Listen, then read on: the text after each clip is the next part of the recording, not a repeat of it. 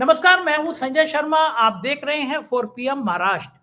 क्या गजब भविष्यवाणी है, कमाल कर दिया है। राजीव जी ने बता दिया है कि ट्रंप की हालत कैसी होने वाली है, ट्रंप की कैसे बैंड बजने वाली है। सब कुछ इस इंटरव्यू में, बातचीत में। सीधा चलते हैं राजीव जी के पास।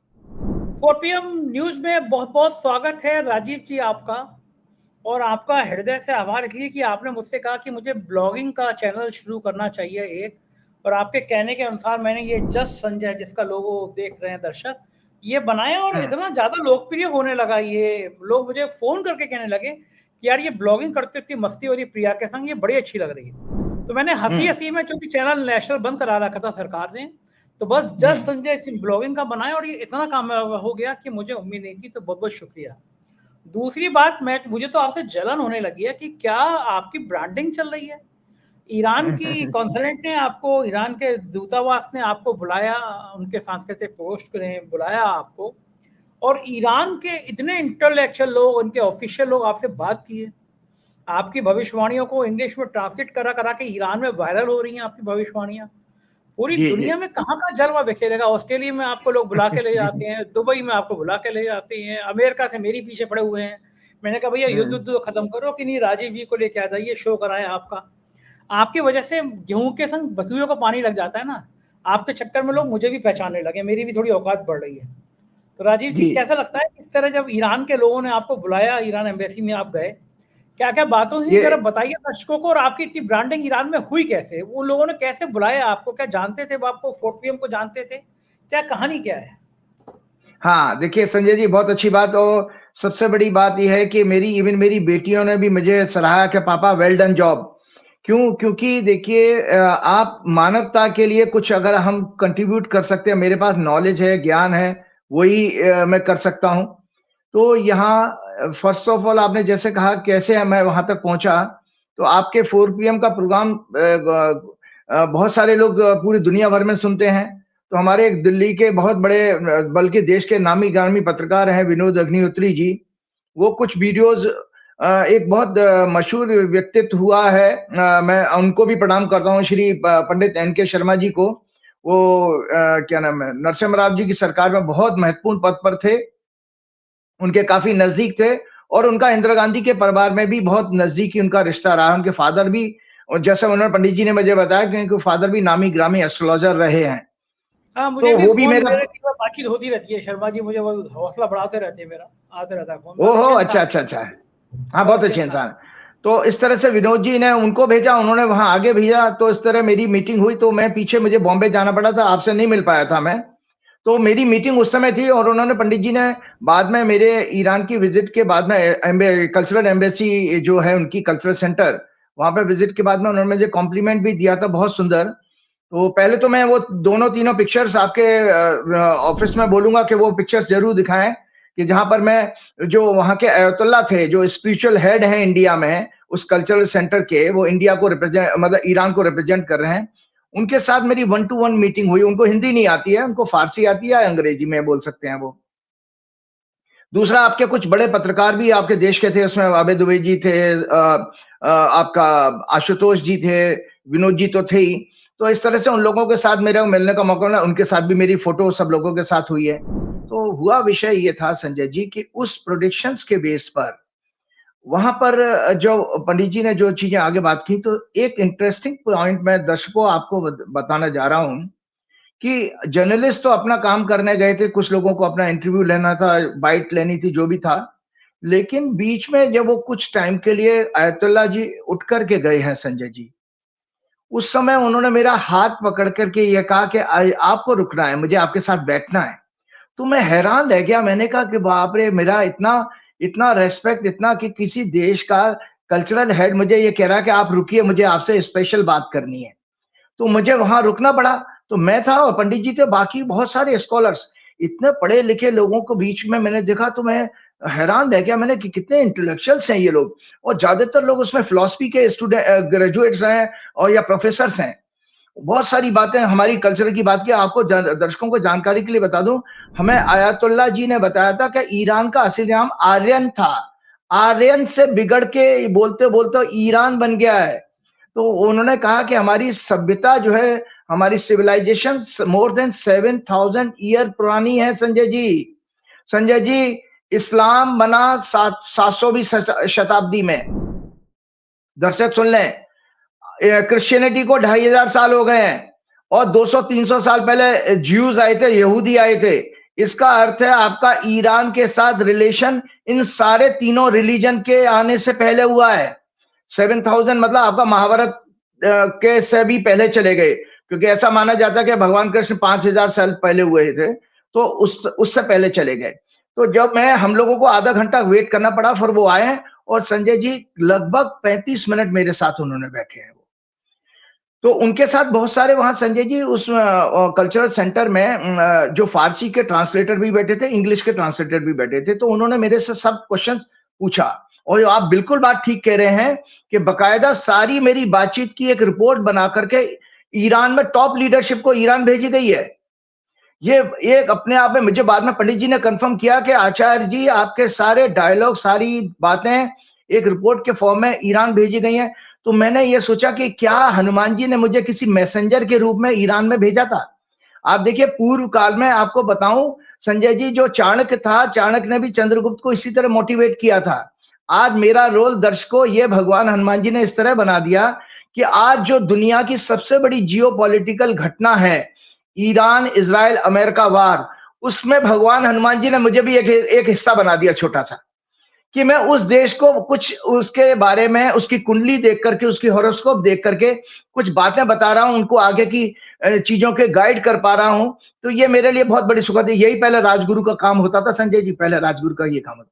तो मैं सिलसिलेवार बताता हूं दर्शकों। सबसे पहले उनको मैंने ईरान की हॉरोस्कोप दिखाई और ईरान की हॉरोस्कोप दिखाते हुए मैंने उनको विशेषता बताई, उनको आयतुल्ला जी को, कि ईरान जो है इस युद्ध में क्यों जीतेगा। उन्होंने मेरे से पूछा कि आपने ये भविष्यवाणी क्यों की, प्लस आपके चैनल की सारी भविष्यवाणियां मैंने उन्हें सुनाई है, जो छोटी वाली जो स्मॉल वीडियोस बनी है, मैं दोबारा आज कहूंगा आपके ऑफिस में कि वो लगाएं, सुनाएं, कि जो मैंने उनको सुनाई है।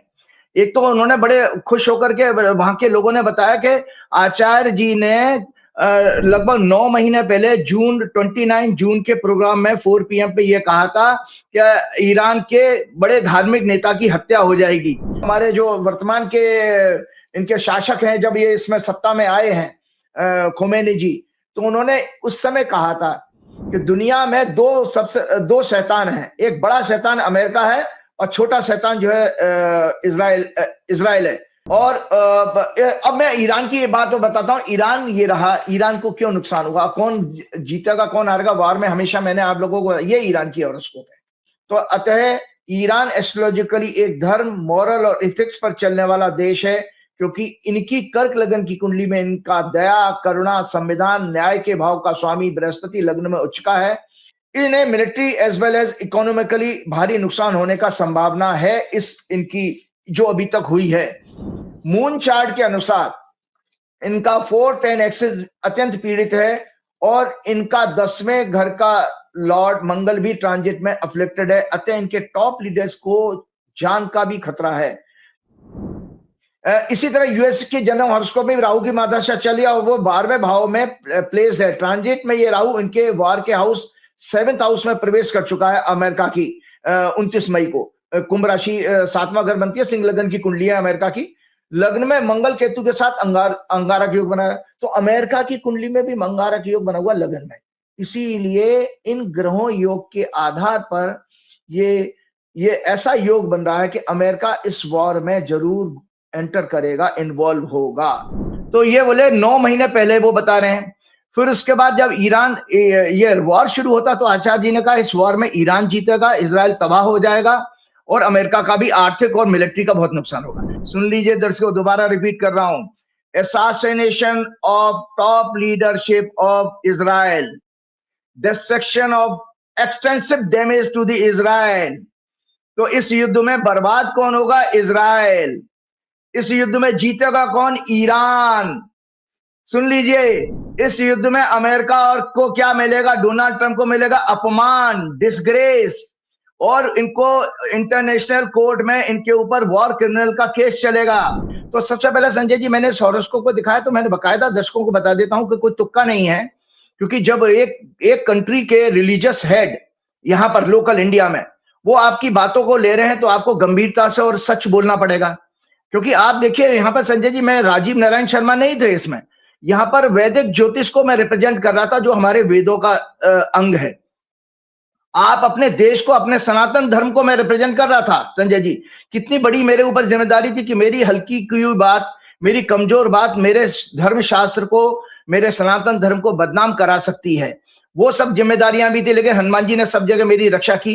तो मैंने कहा कि जिस दिन वॉर हुआ था, दर्शकों को बता देता हूं, ये देखो संजय जी, मैंने आपके प्रोग्राम में दिखाई थी, ये जिस समय वॉर किया है, सबसे पहले अटैक किया ईरान ने, ईरान के ऊपर किया गया, इजराइल ने, अमेरिका ने। वो उस दिन थी 28 फरवरी 2026 और ये तेहरान के ऊपर ये कुंडली बनी है। तेहरान में लगभग 6 बजे का टाइम था सुबह का। खामनेई जी 9 बजे के आसपास मारे गए हैं, लेकिन ये संजय जी ये कुंडली बनाई थी। तो इस कुंडली के आधार पर मैंने उनको बताया कि जब ये वॉर शुरू हुआ है तो चंद्रमा उस दिन, क्योंकि ईरान की हॉरोस्कोप का आज मुझे ज्योतिष बतानी है, और क्योंकि वो चीजें बतानी है जिसको कि एक देश के लीडरशिप को भेजा गया है। तो संजय जी, मून का ईरान का जो हॉरोस्कोप है वो कर्क लगन का है, और कर्क लगन का लॉर्ड चंद्रमा होता। उस दिन चंद्रमा कर्क लगन में ही था। इसका अर्थ यह ईरान का, इस देश का कुछ नहीं बिगड़ने वाला, एक संकेत ये आया। दूसरा, हम जब ये देखते हैं हॉरोस्कोप में कि वो ग्रह आपकी जन्म की कुंडली में कैसी अवस्था बना के रखा हुआ है, तो जन्म की कुंडली में चंद्रमा इनका जो है लग्नेश उच्च का है, तो इसलिए वहां से भी एक मजबूती मुझे दिखाई दे रही थी। इसके अलावा ईरान की हॉरोस्कोप की विशेषता एक और भी है कि इनका 9वें घर का लॉर्ड, 9th हाउस होता मॉरलिटी का, एथिक्स का, न्याय का, डिप्लोमेसी का, और प्रजा डेमोक्रेसी का, और साथ में धर्म रिलीजन का भी वो एग्जॉल्टेड है, उच्च का है, इनके लगन में बैठा है ईरान के। तो इसलिए इस देश का तो कुछ नहीं बिगड़ने वाला।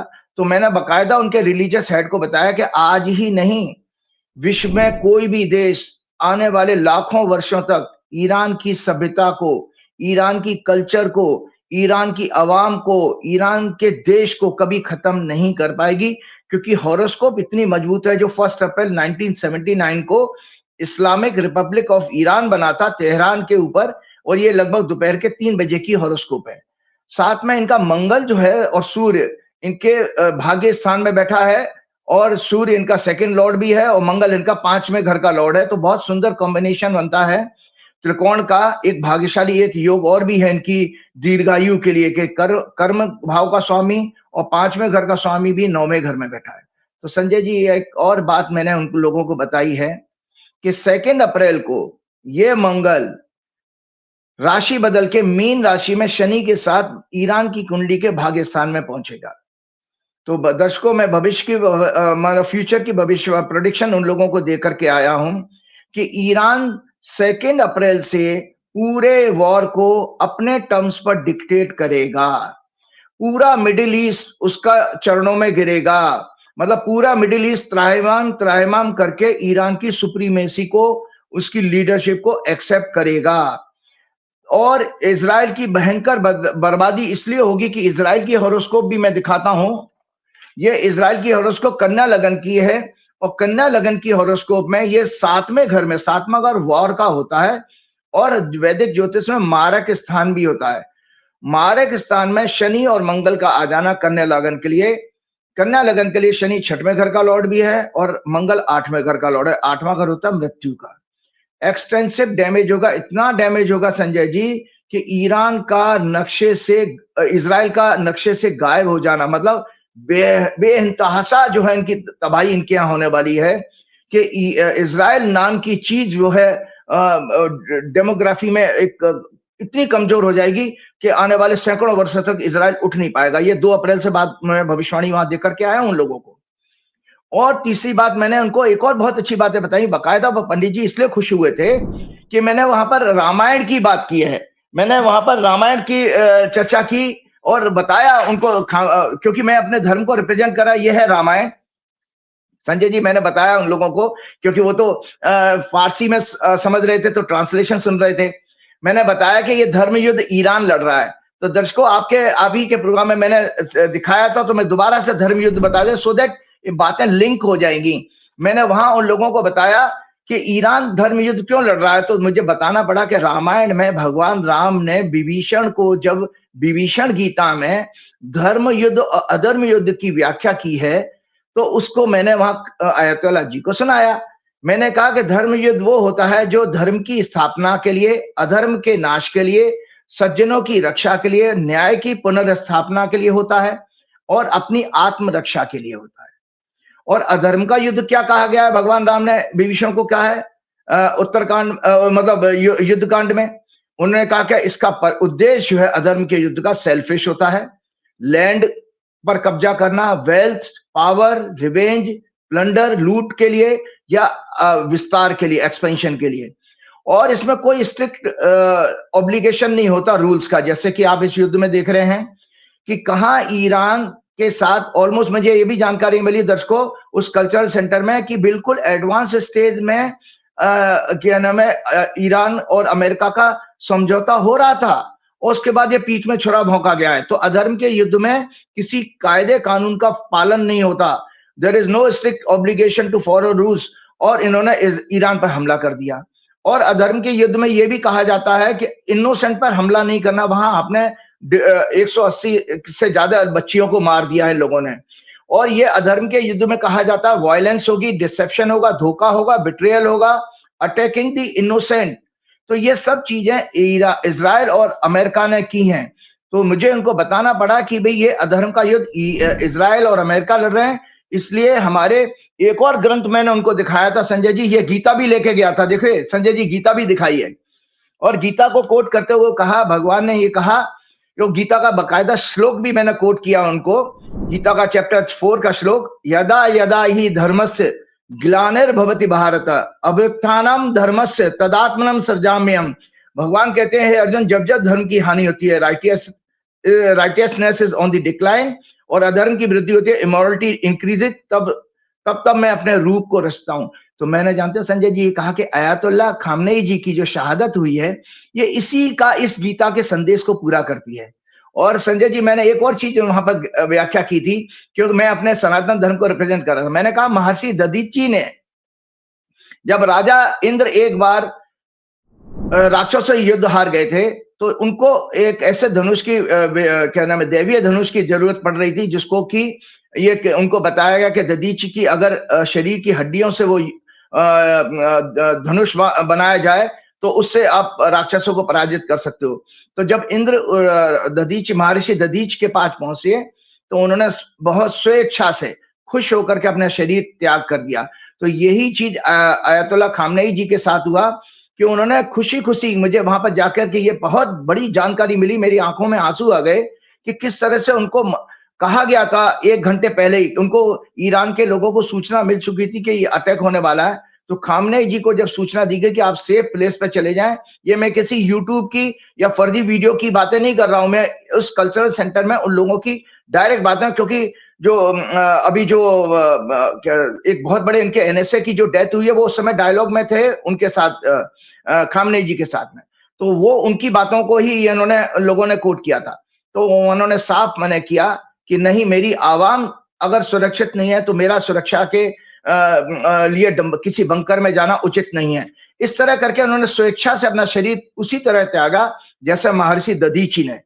और इसका परिणाम ये मिला, मैंने इन लोगों को बताया कि भाई देखिए, ये जो आप पुण्य देख रहे हैं कि जो 6 महीने पहले पूरा ईरान में उथल पुथल मची पड़ी थी, आपस में मतभेद थे, सडनली आप देखें इसका पुण्य के रूप में उनके जो एक दिव्य आत्मा ने जब अपना शरीर अपने देश, अपनी जनता की खातिर उसकी शहादत दी, उसका बलिदान दिया, सेक्रीफाइस दिया, उसका पुण्य था कि आज सारा ईरान एक है। नॉट ओनली ईरान एक है, पूरी दुनिया की सिंपैथी ईरान के साथ है। नाटो देशों ने अमेरिका और इजराइल को सपोर्ट करने से मना कर दिया, और भी दूसरे देशों को, जहां अभी तो मैं पढ़ रहा था कि श्रीलंका ने भी अमेरिका को मना कर दिया उनके बेस को यूज करने के लिए। तो ये सब चीजें मैं वहां बता करके आया। और एक और क्वेश्चन उन्होंने मेरे से पूछा था संजय जी कि आपको इस युद्ध को खात्मा कब देखते हैं, खत्म होने की संभावना कब देखते हैं? तो मैंने कहा देखिए, इसमें मेरे पास एक कैलकुलेशन ये है कि जब ये युद्ध शुरू हुआ था 28 फरवरी को सुबह 6 बजे तेहरान के ऊपर जो मेरी कुंडली बनी, वो कुंडली थी कुंभ लगन की कुंडली, और उस कुंडली में के अनुसार मैं एक संकेत देख सकता हूं, क्योंकि ये हर एक की कुंडली ईरान, अमेरिका और इजराइल तीनों की कुंडली को कंबाइंड स्टडी करके ही बताया जा सकता है। तो मैंने अपनी एक कैलकुलेशन उनको बताई है कि इस युद्ध की रुकने की संभावना 15 अप्रैल से पहले मुझे मेरी गणना में दिखाई नहीं दे रही है दर्शकों, इसलिए क्योंकि इस जो 28 फरवरी 2026 को हॉरोस्कोप जो मैंने आपको दिखाई है, 7th हाउस से मंडेन एस्ट्रोलॉजी के अनुसार वॉर देखा जाता है। तो जब तक 7th हाउस अभी भी पीड़ित है और आगे भी पीड़ित रहेगा, राहु केतु के बीच में है। पहली बात तो मंगल इस एक्सेस को छोड़ेगा 2 अप्रैल को। साथ में जब 7th लॉर्ड किसी तरह इंप्रूव होगा, सूर्य 7th लॉर्ड है सूर्य, तो तब जाकर के वो 15 अप्रैल के बाद जब सूर्य मेष राशि में जाएगा, तब मुझे वहां दिखता है कि ये इस वॉर में कोई समझौते की कंडीशन तैयार होंगी और वॉर खत्म होता हुआ दिखाई देगा। ये इस तरह की बातें बता के आया। और एक और मैंने बात उन लोगों को बताई थी, मैंने बाकायदा नेतन्याहू की हॉरोस्कोप भी उनको दिखाई है, जो नेतन्याहू जी की हॉरोस्कोप है, और मैंने वहां सभी पत्रकार बंधुओं को भी ये बताया और उन लोगों को भी बताया कि मेरी कैलकुलेशन में नेतन्याहू जी की जो एंड है उनका दुखद हो अंत दिखाई दे रहा है। बाकी तो जितनी भी अभी वीडियो आ रहे हैं सब फर्जी हैं।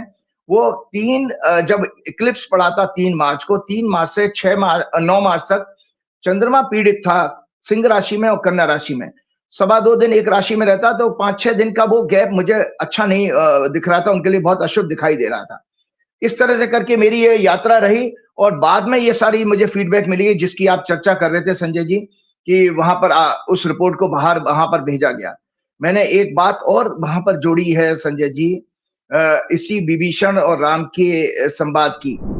मैंने कहा ईरान के जो अयतुल्ला खामनेई जी हैं, वो हमारे जो भगवान राम ने युद्ध भूमि में जो योद्धा होता है ना, उसके कुछ क्वालिटीज बताई गई कि रणवीर होना चाहिए, दानवीर होना चाहिए, दयावीर होना चाहिए, विद्यावीर होना चाहिए, त्यागवीर होना चाहिए, धर्मवीर होना चाहिए। पिछले प्रोग्राम में मैंने शेयर किया।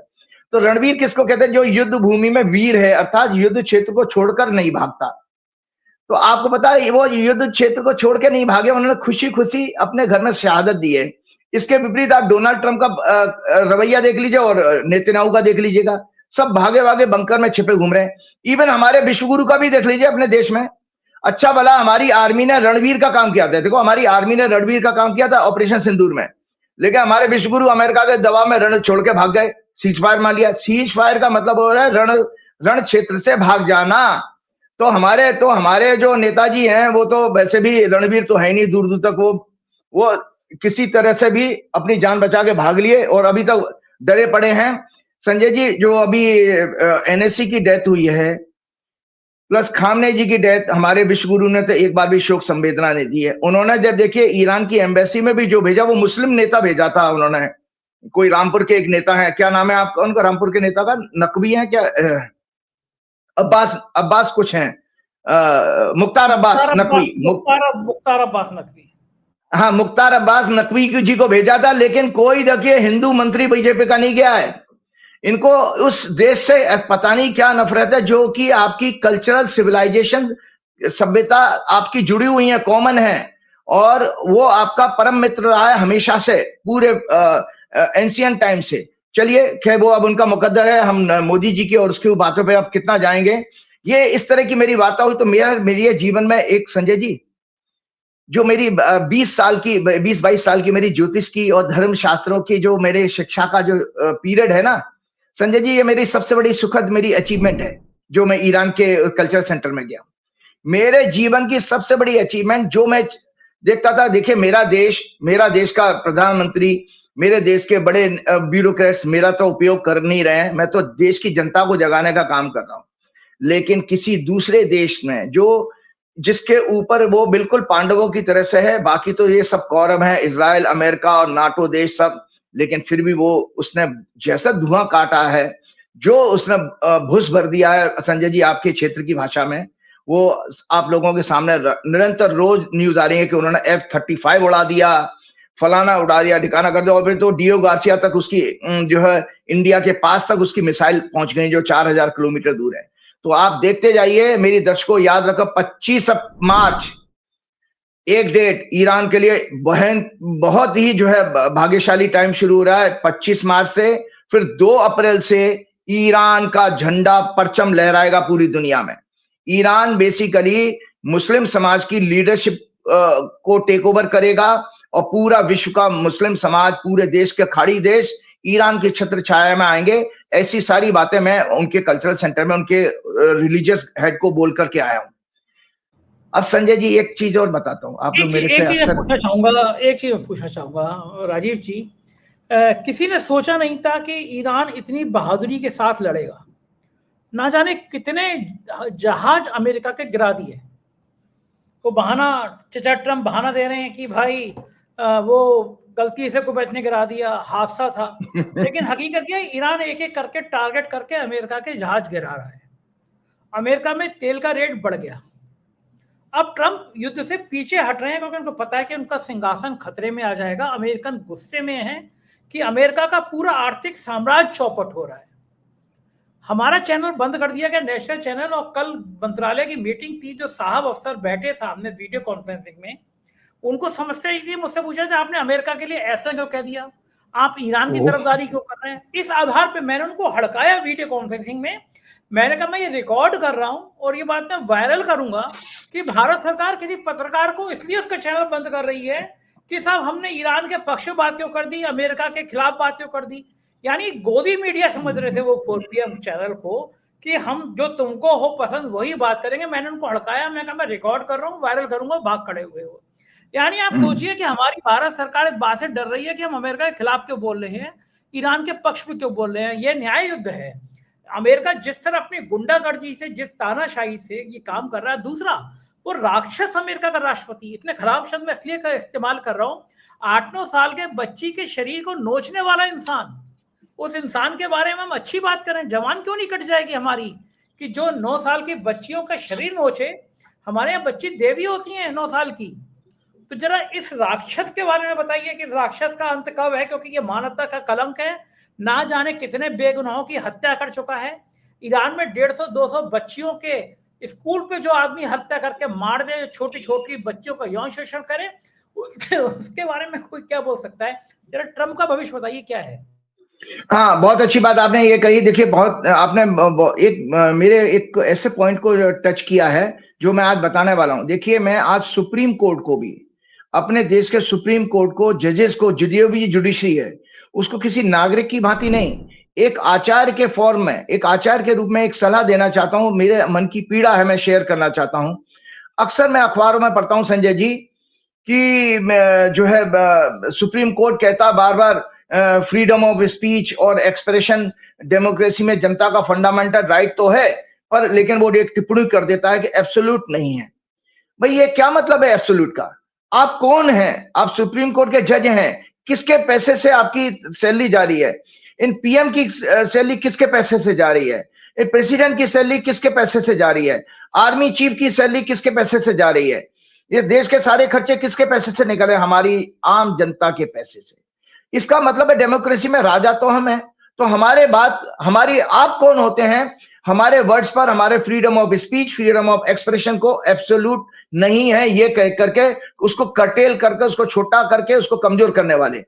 मैं इन जजेस को ध्यान आकर्षित करना चाहता हूं कि रामायण काल को ध्यान में रखें, क्योंकि भगवान राम का, प्रभु राम का कल 27 तारीख को प्रभु राम का जन्मदिन है, रामनवमी आ रही है। हमारा प्रोग्राम 22 को है, चल रहा है।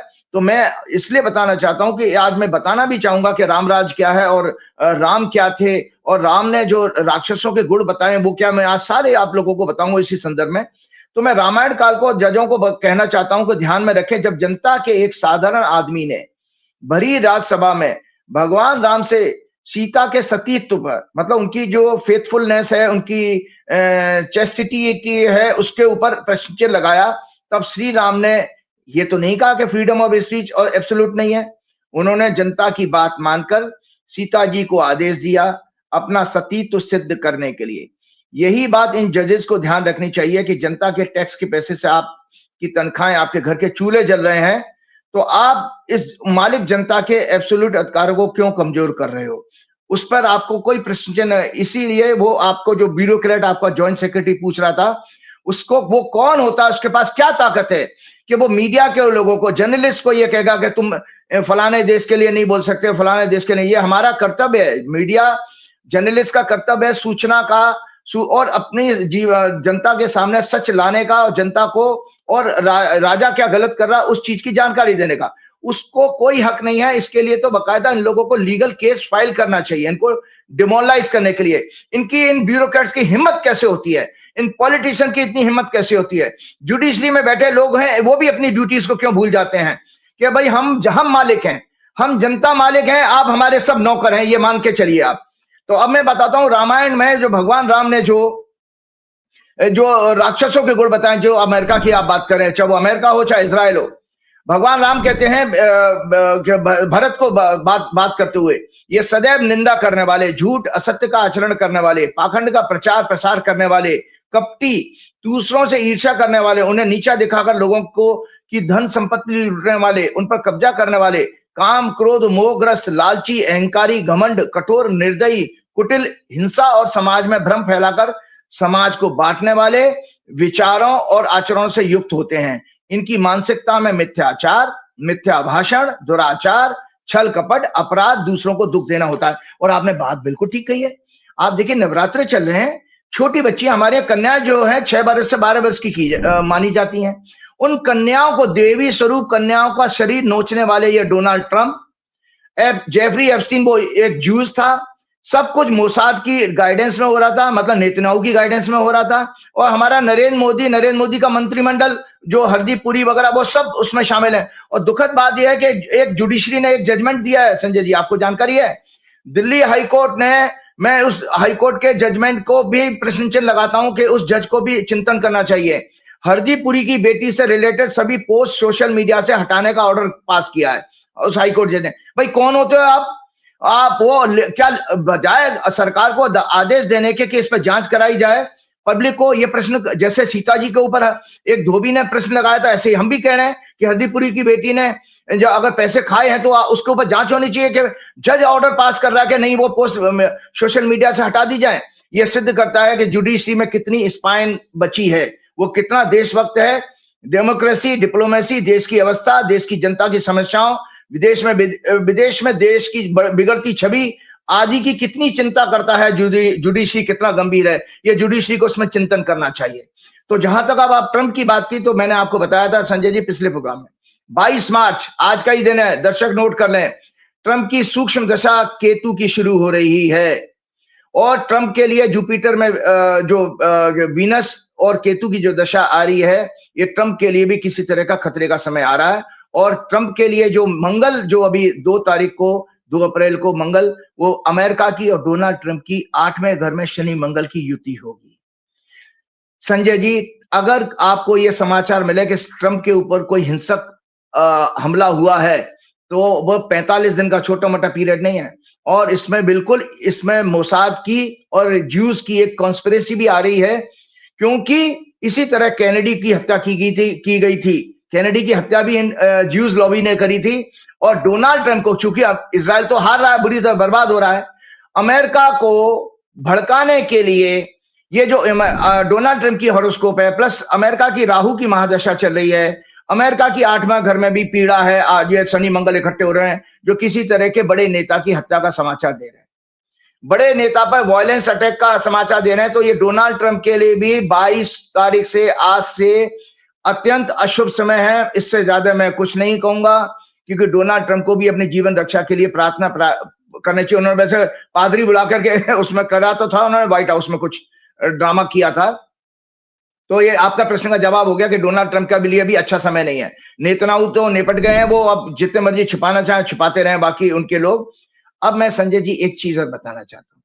अक्सर बहुत सारे लोग ये कहते हैं, एस्ट्रोलॉजर्स पर क्या नाम है, एस्ट्रोलॉजी पे कमेंट भी करते हैं, उनकी उसकी सत्यता के ऊपर भी।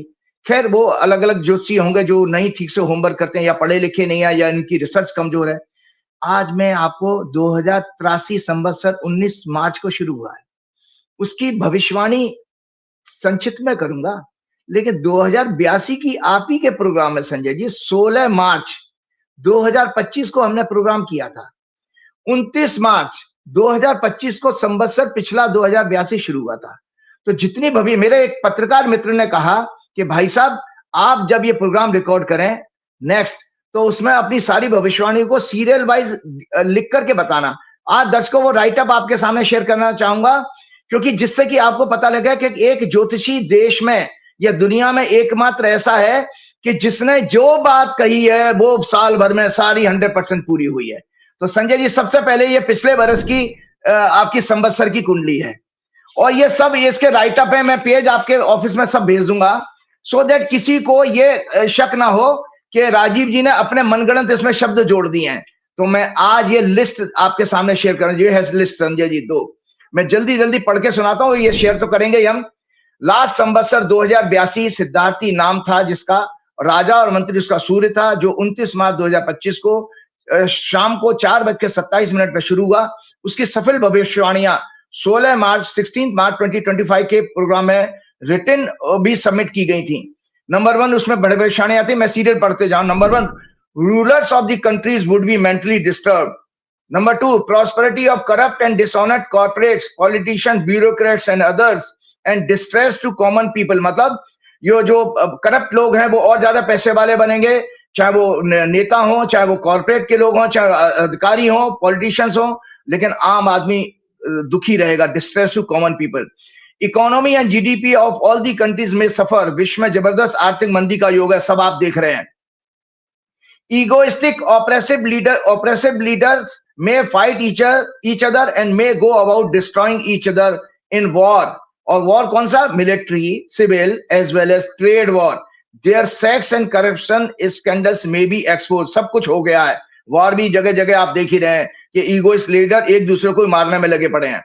Severe earthquake, tragedies in hills and many more natural tragedy, वो भी आई। स्टॉक मार्केट के बबल्स फटेंगे, वो आप देखें। $7.4 ट्रिलियन अभी लास्ट वीक में एक दिन में ही उड़ गया था, जब अभी सेंसेक्स इंडिया का भी गिरा था। स्टॉक मार्केट के बबल्स फटेंगे। जनता, इन्वेस्टर, फाइनेंशियल इंस्टीट्यूशंस और बैंक्स को भारी लॉस होगा। उपभोक्तावाद, कंज्यूमरिज्म की मृत्यु होगी। लोगों के पास पैसे नहीं होगा तो आप खरीदोगे कहां से? उपभोक्ता मर जाएगा वैसे ही। लोगों की और कंट्रीज की परचेजिंग पावर घटेगी। इनकम, महंगाई, बेरोजगारी के कारण। कोविड पीरियड से संजय जी सुन लीजिए, ये आर्थिक मंदी कितनी भयंकर आने वाली है। ये जो तेल की क्राइस देख रहे हो, मैंने ये भविष्यवाणी की है लास्ट ईयर 10 को, इसलिए सुना रहा हूं। कोविड पीरियड से ज्यादा भयानक फाइनेंशियल डिस्ट्रेस, आर्थिक मंदी लंबे समय तक चलेगी, ज्यादा भयानक, कई डिकेड से ज्यादा सीवियर होगी। कई बैंक्स, फाइनेंशियल इंस्टीट्यूशंस में भी फेल्ड, उनके बंद होने का कारण बनेंगे।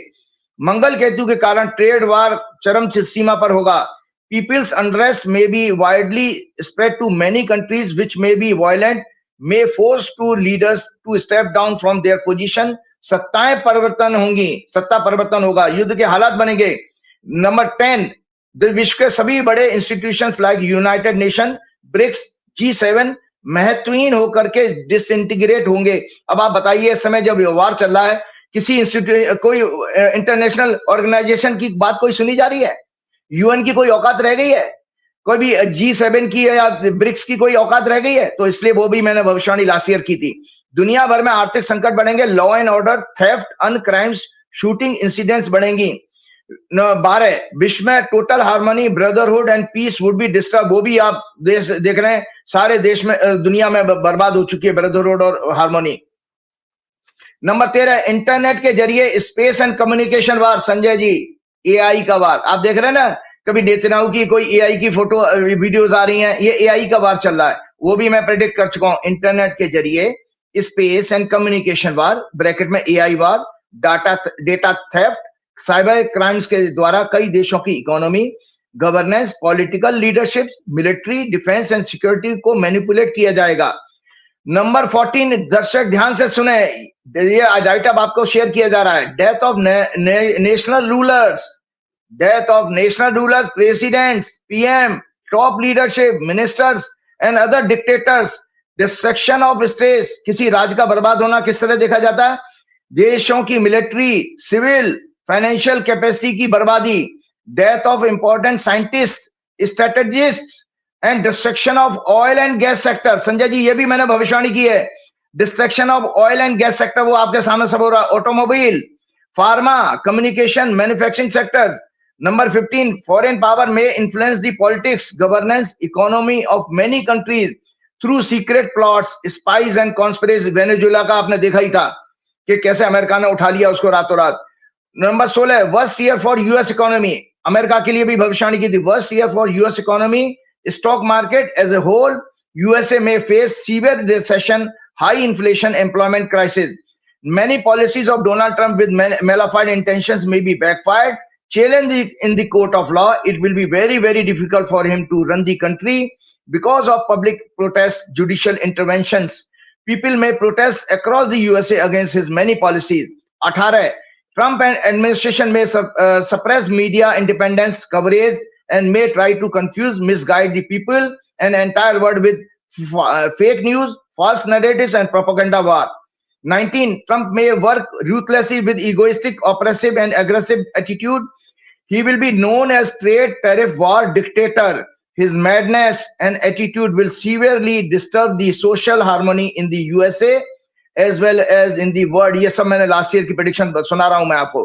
भारत में मोदी सरकार की कई पॉलिसीज भी कोर्ट में चैलेंज की जाएंगी. Worst year for stock market Bharat के लिए लास्ट ईयर मैंने प्रेडिक्ट किया था. ट्रेड, इकोनॉमी एंड करेंसी, बेरोजगारी, महंगाई के कारण डोमेस्टिक अनएम्प्लॉयमेंट बढ़ेगी. मेन स्ट्रीम मीडिया मोदी सरकार की गुलाम बनकर देश, देशवासियों और पूरे विश्व को गुमराह करेगी. Prominent people, corporate leaders, ministers, bureaucrats, media personalities, glamour world के लोगों के सेक्स और करप्शन के स्कैंडल्स एक्सपोज होंगे. ये मैंने इंडिया के बारे में भी भविष्यवाणी की थी. थर्ड हाउस इंडिया की कुंडली के अनुसार पाप ग्रहों से पीड़ित होने के कारण पड़ोसी देशों से संबंध खराब होंगे और युद्ध के हालात पैदा होंगे. ये हमने ऑपरेशन सिंदूर के टाइम में सब कुछ देख लिया.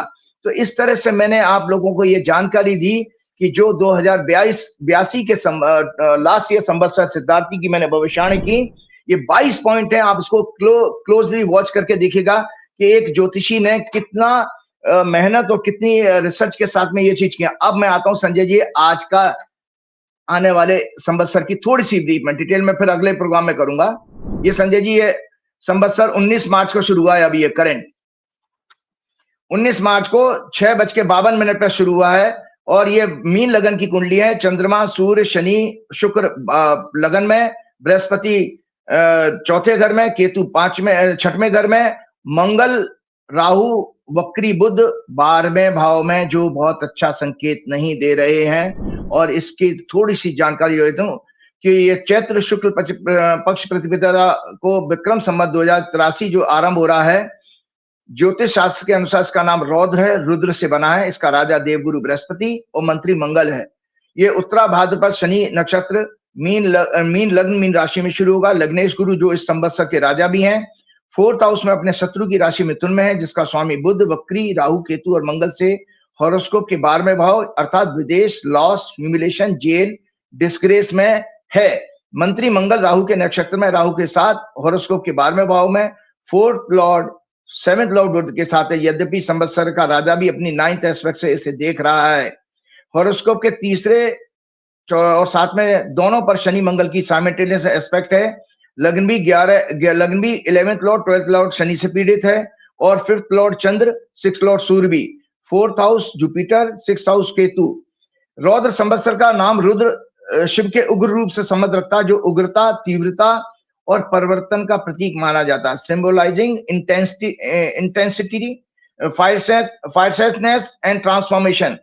इस संवत्सर और worst year for United Nation, ये मैं आपको बता देता हूं, this will be the worst year for United Nation America, United Nation USA and all important institution of world like IMF, ये मतलब वर्ल्ड की संस्थाएं, world bank, environment, youth, education, health sectors, uncertain weather, earthquake and other natural disasters, political instability, conflicts, unrest, protests by the people against the rulers and administration across the world. Social tensions may increase, loss of territory, borders of many countries. Sanjay ji सबसे बड़ी चौंकानी बात है, there may be a major political power shift and some of the ancient civilization like Iran, India, China may transform the entire geopolitics of the world. USA, Israel may be the biggest loser and may be worst sufferer. और detail में मैं अगले programme में जरूर करूंगा लेकिन आज मैं इसकी एक जो है संक्षिप्त भविष्यवाणी करता हूं, फिर आगे बढ़ूंगा। इंडिया, बीजेपी और अमेरिका की डिटेल प्रोडिक्शन में अगले प्रोग्राम में जरूर करूंगा। कुंडली के नाना प्रकार के विवादों के भाव 6 हाउस स्वामी सूर्य सरकार, जो पीएम का भी सिग्निफिकेंट होता है। 5th लॉर्ड चंद्रमा के साथ 8th हाउस, 8th लॉर्ड शुक्र, शुक्र सिग्निफाई करता है sex, female related crimes. 12th Lord होता है विदेश, हानि, अपमान, डिस्ग्रेस, षड्यंत्र। शनि के साथ लग्न में है और लग्न में इन्फ्लुएंस है 6th Lord, 8th Lord, 12th Lord का, अतः विदेशी षड्यंत्र। ध्यान से सुन लीजिए करंट संवत्सर में विदेशी षड्यंत्र, sex, corruption, money laundering, jail, tariff के कारण देश में, भारतवर्ष में सत्ता परिवर्तन का योग है संजय जी। और कब, कौन सा पीरियड खराब है? April to July 2026 is very very dangerous for our government. पूरे वर्ष राजनीतिक आर्थिक अस्थिरता बनी रहेगी। शेयर मार्केट के लिए भी बहुत अशुभ है। 2nd Lord, 9th Lord and 12th house, media का कारक बुध भी 12वें भाव में पीड़ित है। आर्मी पर्सनल्स और आर्म सेक्टर्स के लिए भी भारी नुकसान का योग है। ये मैंने इस नए संवत्सर की आपको संक्षिप्त में भविष्यवाणी बताई है। डिटेल में मैं एक एक करके बताऊंगा, बड़ी भविष्यवाणियां हैं। अब मैं चलते चलते संजय जी थोड़ा सा रामायण के ऊपर बात करूं, क्योंकि प्रभु श्री राम का जन्म है। तो संजय जी, प्रभु श्री राम दशरथ के पुत्र, भगवान विष्णु के 7वें अवतार। ये भागवत पुराण, विष्णु पुराण के अनुसार ये हमारा क्या नाम है, रामचरितमानस के दर्शन आप कर लें, इसके बाद हम जाएं। प्रभु श्री राम कौन थे दर्शकों? प्रभु श्री राम दया, करुणा, प्रेम, सहयोग, प्राणी मात्र का कल्याण करने वाले हैं। उन्होंने राजा होते हुए भी धर्म का सदैव पालन किया, अहंकार दमन नहीं किया और अपना महिमा मंडन भी नहीं कराया। ढोंग, पाखंड, क्रोध, छल, कपट, चुगली, निंदा, द्वेष भावना से कोसों दूर एक संत योगी, तपस्वी, बैरागी की तरह अति विनम्रता से शासन किया। उन्होंने कभी किसी का धोखे से शासन नहीं छीना राम जी ने। जैसे आपके यहाँ सरकारें बदल देते हैं ना वो एमएलए खरीद करके, और ना ही छल कपट, अधार्मिक, अनैतिक तरीकों से अपने शासन का विस्तार किया, एक्सपेंशन किया। उन्होंने राजा होते हुए भी सदैव मर्यादा, मॉडेस्टी का पालन किया और कभी भी अपने सामर्थ्य और शक्ति का अहंकार नहीं किया राम जी ने। और इसके विपरीत आरएसएस, भाजपा, विश्व हिंदू परिषद, पाखंडी संत महात्माओं ने प्रभु श्री राम को धनुष ताने हुए दिखाकर एक हिंसक, अधर्मी, अहंकारी, दमनकारी राजा और भगवान दिखाने की, और राजा और जो है एक गुंडे की तरह से सदैव भगवान को दिखाने की कोशिश की है।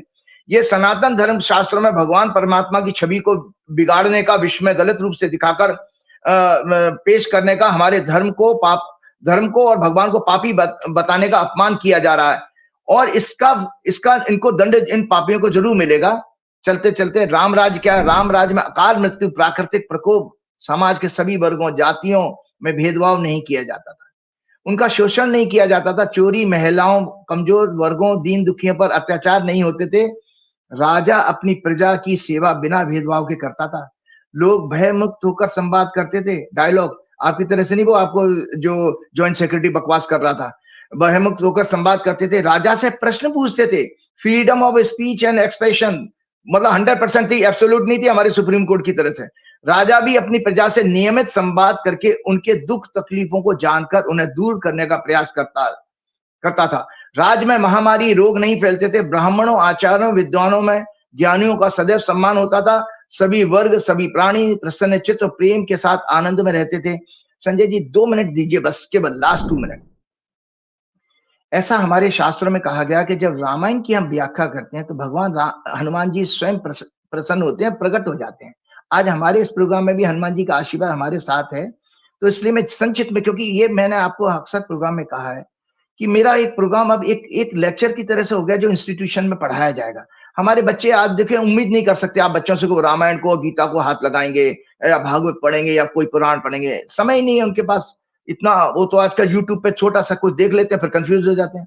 तो मैं जल्दी से एक बस उसके बाद ही समाप्त करना चाहूंगा, क्योंकि अगले प्रोग्राम में जो 29 तारीख को जो प्रोग्राम आएगा उसमें हनुमान जी की मैं कवरेज करूंगा। आज समय ज्यादा हो रहा है तो मैं सिर्फ रामायण को एक संक्षिप्त व्याख्या करते हुए आगे बढ़ जाऊंगा। वाल्मीकि रामायण, महर्षि वाल्मीकि ने तप के द्वारा ब्रह्मा जी का साक्षात दर्शन किया और रामायण को लिखने, उसकी काव्य रूप में है, का आशीर्वाद प्राप्त किया। वाल्मीकि जी के अनुसार श्री हनुमान जी नीति मतलब पॉलिसीज के मूर्ति स्वरूप थे। कूटनीति का भी उन्हें अपार ज्ञान प्राप्त है। वाल्मीकि रामायण में ऋषि ने 24,000 श्लोकों से युक्त रामायण की काव्य की रचना की है। इसमें 7 खंड हैं। बाल खंड संक्षिप्त में बता रहा हूं, प्रभु श्री राम के जन्म के पहले से जन्म तक और फिर विवाह तक कुल 70 सर्ग हैं। वो जो जैसे हम सर्ग कहते हैं।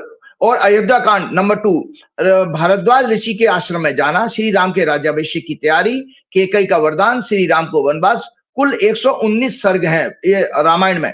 अरण्य कांड तीसरा, अरण्य कहते हैं जंगल को, इसमें 75 सर्ग हैं। श्री राम का अगस्त्य ऋषि के आश्रम में प्रवेश, पंचवटी में जटायु का मिलना, शूर्पणखा का आना, मारीच प्रकरण, रावण के द्वारा सीता का अपहरण, जटायु वध, सीता वियोग में श्री राम का विलाप, शबरी मिलन, ये अरण्य कांड में। किष्किंधा कांड, यहाँ पर हनुमान जी के साथ परिचय होता है सबसे पहले राम जी का, किष्किंधा कांड में, चौथा कांड है, मतलब खांड है, मतलब ये जो चैप्टर जैसे कहते हैं। इसमें 67 सर्ग हैं। सुग्रीव का श्री हनुमान जी को राम जी के पास भेजना, हनुमान जी द्वारा अपना परिचय देना, श्री राम सुग्रीव की मैत्री, बालीवध, श्री राम का अपनी अंगूठी देकर लंका भेजना हनुमान जी को, जामवंत द्वारा हनुमान जी को उनकी अपार शक्ति और उद्देश्य की कथा सुनाकर उनको मोटिवेट करना। पांचवा है सुंदर कांड, इसमें जो अक्सर आप लोग पूजा पाठ में या प्रेयर में लेते हैं, इसमें 68 सर्ग हैं। श्री हनुमान जी के द्वारा समुद्र लांघना, सुरसा सिंह का वध, लंका में प्रवेश, अशोक वाटिका में सीता जी को मिलना, रावण के 5 सेनापतियों उनके पुत्र अक्ष कुमार का वध, इंद्रजीत श्री हनुमान जी का युद्ध, मेघनाथ द्वारा उन्हें दिव्यास्त्र में बांधकर रावण के दरबार में उपस्थित करना, रावण का उनके ज्ञान, कूटनीति, राजनीति की समझ से अत्यंत प्रभावित होना, रावण तक प्रभावित हो गया था। और इसके बाद श्री हनुमान जी की पूंछ में आग लगाकर श्री हनुमान जी द्वारा लंका दहन, 9 ग्रहों को रावण की कैद से मुक्त कराना, श्री हनुमान जी का जामवान को लंका का वृतांत सुनाना और श्री राम को सीता जी का समाचार सुनाना, उन्हें उनकी चूड़ामणि देना। छठवां युद्ध कांड, इसमें 128 सर्ग हैं। श्री हनुमान जी की प्रशंसा श्री राम द्वारा करना, उन्हें गले लगाना, श्री राम रावण युद्ध, मेघनाथ सहित रावण और अन्य राक्षसों का वध, सीता जी के चरित्र पर श्री राम का संदेह, एक धोबी के कहने पर श्री राम द्वारा सीता जी को सतीत्व की परीक्षा देने का आदेश, श्री राम का विजयी होने के बाद अयोध्या में स्वागत। उत्तरकांड 7वां आखिरी, इसमें 111 सर्ग हैं। श्री राम के दरबार में महर्षियों का आगमन, उनसे बातचीत, राज्याभिषेक के बाद श्री राम ने सभी राजाओं, वानरों, रीछों को विदा किया। वाल्मीकि जी के आश्रम में सीता जी ने लवकुश नाम के 2 पुत्रों को जन्म दिया। श्री राम ने अश्वमेध यज्ञ किया, अनुष्ठान किए। वाल्मीकि ऋषि सीता जी और उनके दोनों पुत्रों को अयोध्या छोड़ने आए। सीता जी का पृथ्वी में समा जाना, काल के द्वारा ब्रह्मा जी का संदेश राम को प्राप्त होना और राम जी द्वारा अयोध्या से 1.5 योजन दूर पश्चिम की तरफ मुख करके सरयू नदी को दर्शन करना, उसमें प्रवेश कर जाना, अपना शरीर त्याग देना। श्री राम ने अपने सभी भाइयों सुग्रीव, वानरों तथा रीछों के साथ परम धाम जाने का निश्चय किया। विभीषण और श्री हनुमान जी को पृथ्वी पर रहने का आदेश दिया। श्री राम ने श्री हनुमान जी को अयोध्या का राजपाट और विभीषण को लंका का शासन चलाने का भी आदेश दिया। इसी के साथ हनुमान जी की प्रार्थना करते हुए हम अगले प्रोग्राम में बाकी बातें करेंगे। श्री गुरु चरण सरोज रज निज मन मुकुर सुधार, वर्ण रघुवर विमल जसु जो दायक फलचार, बुद्धिहीन तनु जान के सुमिरो पवन कुमार, बल बुद्धि विद्या देव मोह हरौ कलेश विकार। जय श्री राम, जय हनुमान। बहुत शुक्रिया राजीव जी, बहुत शुक्रिया। ये तो राजीव नारायण जी। और फिर मैं आपको याद दिलाना चाहता हूं, अंतर्राष्ट्रीय स्तर पर अपनी ख्याति प्राप्त कर चुके स्वानंद किरकिरे जी। ये लोगो आप देख रहे हैं, लखनऊ में आ रहे हैं 4 अप्रैल को। बुक माई शो पर टिकट है, बहुत कम सीटें हैं, आज ही अपनी सीट बुक करा लीजिए। एक शानदार गाना, बहती हवा सा था वो, ओरी चिरैया नन्ही चिरैया, और तमाम बड़े बड़े गाने उन्होंने गाए हैं। ये 3 घंटे 4 अप्रैल को आपकी जिंदगी में आप भूल नहीं पाएंगे। सीटें कम हैं तो बुक माई शो पर जाइए, आज ही अपनी सीट बुक कराइए। बताइएगा राजीव जी का ये प्रोग्राम कैसा लगा। शुक्रिया, थैंक यू।